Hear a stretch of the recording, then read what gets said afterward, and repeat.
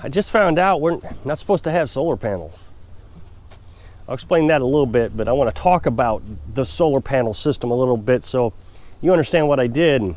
As you know, I built my own solar panel system, and I have found that if I say it's a DIY system, people pay attention to that a little bit better than if I say, oh, it's not that hard. It really isn't that hard. So if you go to my channel, you go over to playlists, and you can scroll down, and you'll see solar panels playlist. I show you, explaining to you, tell you cost analysis. I can tell you what kind of solar panels to use. I use Rich Solar. I really feel like those are the best. They're not built very well. They're poorly built, but they do absorb a good amount of sunlight, especially in the heat. And in heat, you lose efficiencies. Above 70, I think 75 degrees, 70 degrees, something like that, your voltage will actually start to drop. But getting way off subject here. Now, one of the things that I have done with my solar panels and my electric system is I've always used a modified sine wave inverter. Now, an inverter is what takes your battery, your 12-volt battery. Some people have 24 volts. I find that it's just easier if you're going to DIY to do 12 volts because you can buy everything at Walmart. Everything you need is at Walmart except the solar panels. Actually, I think you go to walmart.com, you could buy solar panels from there. I know you can buy them at Harbor Freight. The reason I've always gotten modified sine wave inverters is because you can get them at Walmart. When we started this whole thing, we were nomads. And so ordering things from Amazon was always complicated for me. Now, a lot of people say, oh no, it was real easy, you can do it. But I don't think we ever got a piece of mail. Well, I know we didn't get a piece of mail the whole time we traveled, unless I was visiting mom or dad. If the inverter broke, I need to be able to go somewhere and pick up a new inverter. As I was explaining, the inverter inverts your DC electric, so your 12-volt DC electric, into AC electric. Now, I'm not trying to get too complicated here. This is pretty easy stuff. If, for example, I've explained this, and I think it might be in that solar panel playlist, that if you wanted an emergency backup power generator, that you could hook up an inverter that you buy at Walmart, 1,000 watts would be plenty, 2,000 watt peak, and you plug it into your truck. Now, they have battery clamps on them usually. And so you open your hood, you hook the battery clamps up, start your truck up, turn on the inverter, plug in an extension cord, run it to your house, and you could run your refrigerator off that inverter. It's really that simple. They're not hard to use. The instructions of the inverter will tell you exactly what you need. Now, I think at Walmart, the last time I bought them, it was $75 for 1,000 watts. When we talk about modified sine wave, it gets a little bit more complicated because now we're talking about hertz.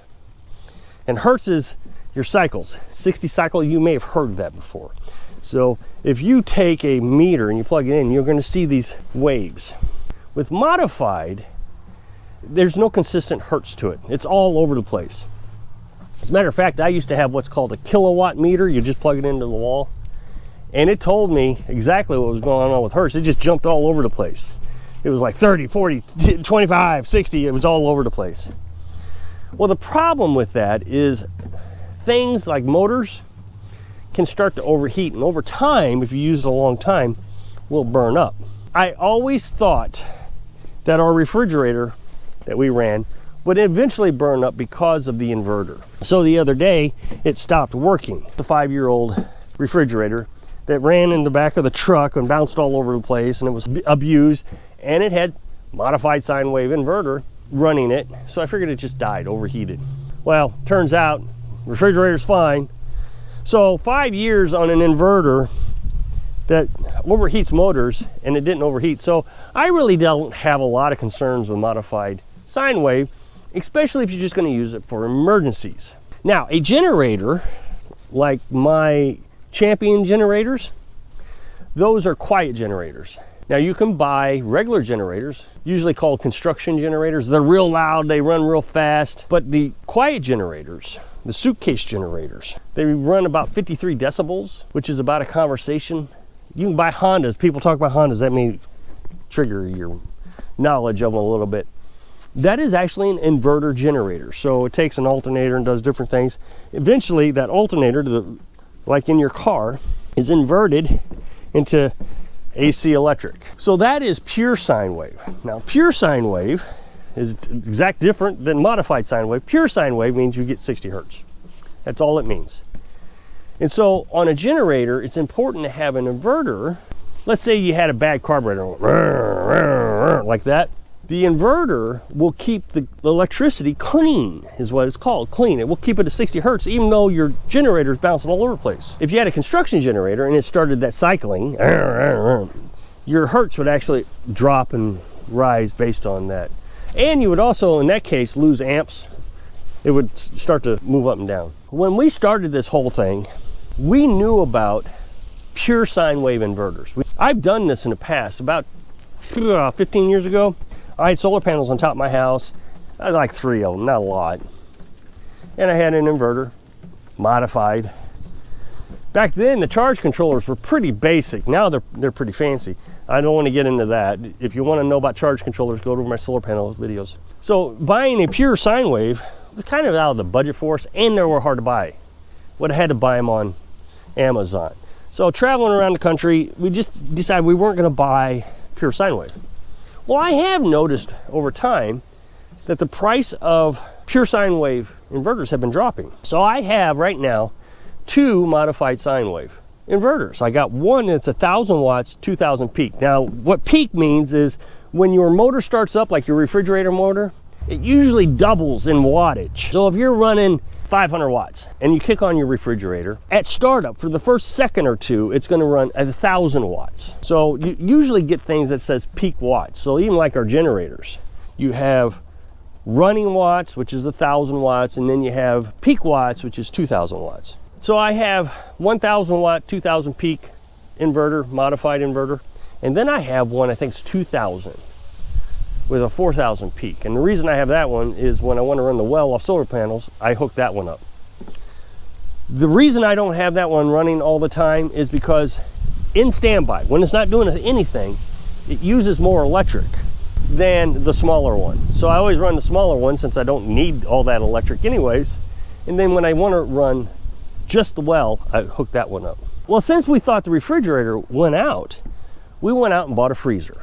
Now, I showed you that in the video. We're all excited about it. We're using our cooler for refrigeration. That's working out pretty good. We had a little problem with it the other day, but we figured all this out. At the time when we bought the freezer, that day, it was Sunday, I still was under the impression the modified sine wave inverter had burned out the refrigerator. No big deal, it was 5 years old.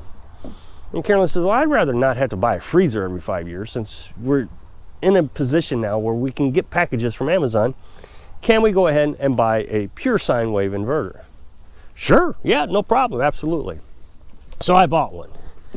And it was only $75. So this is 1,000 watt. I'm not selling this. I have no affiliation with it. This is the one Amazon had on and had good reviews. It was $75, 1,000 watt, 2,000 peak. It's got surge protection and over volts and all that stuff, just like the modified one does. I hooked it up. Now, it didn't come with wires, so you could hook it up to the battery. All the inverters I've ever bought had wires you could hook it up to the battery. That one didn't. So I stole it from my big inverter, which I had to cut the wire, which I was not too thrilled about, but that's beside the point. You don't want to use too small of a wire because, as I learned, I used a wire from a battery charger, you know, the clamp. The first time the freezer kicked on, the inverter shut off. It wasn't drawing enough watts or amps specifically through that small wire. You can also burn up the wire if it's too small. I put the bigger wire on, it worked fine. My concern is that pure sine wave wasn't going to perform like modified sine wave, but that wasn't true. It worked out all right so far. See, here's the little picture of the sine wave. That's 60 hertz. It means it's clean. As preppers say, 2 is 1 and 1 is none. Well, I have 3 inverters now, so we should have plenty of inverters and plenty of charge controllers. And the nice thing about this is we have this little air purifier. It's just a fan. And on the modified sine wave, it made a lot of noise. I mean, I could tell it was because of the modified. You just could tell. But now that I got this one, that thing's running real quiet. The other thing that's nice about this is the fan on the inverter itself doesn't run near as much. On the modified, it runs full time. when the refrigerator's on. But this one, it hasn't kicked on yet. So, not that that's a big deal because our inverter's out in the camper. One of the things that I've heard a lot about, and in a video I heard this today, is solar panels are not cost effective. There's no return on investment on it. It takes forever for solar panels to pay for themselves. If you're trying to replace your electric bill, you live in a house, you use 3,000 or 4,000 watts of electricity every hour, and you say, okay, I'm gonna buy 3,000 or 4,000 watts of solar panels. I'm just using rough figures here. And you don't reduce the amount of electric you use, yeah, they'll never pay for themselves. It's gonna take forever. And remember, solar panels are only good for 20 years. But I don't agree with this return on investment when it comes to solar panels. The guy who made the video and said that there's no return on investment on solar panels, or it's going to take a long time, confused me. Here's my theory, and I'll explain why I think he's wrong. My theory is if you're going to get solar panels, you got to reduce your consumption. We run a refrigerator, or now a freezer, tablet, 2 cell phones, a fan, maybe 2 fans, and sometimes an air purifier. We don't use 100 watts of electric a day, maybe. Well, that's not exactly right. We probably use about 800 watts a day. So down from 3,000 to 4,000 watts a day, maybe more than that. So we don't use hardly any electric. So if I had a $100 electric bill per month when I was living in a house, and I have a $0 electric bill now, even though I'm using less electric, my solar panels paid for themselves in 12 months. Now, the guy who said they don't pay for themselves, now the guy on the YouTube channel said that there's no return on investment.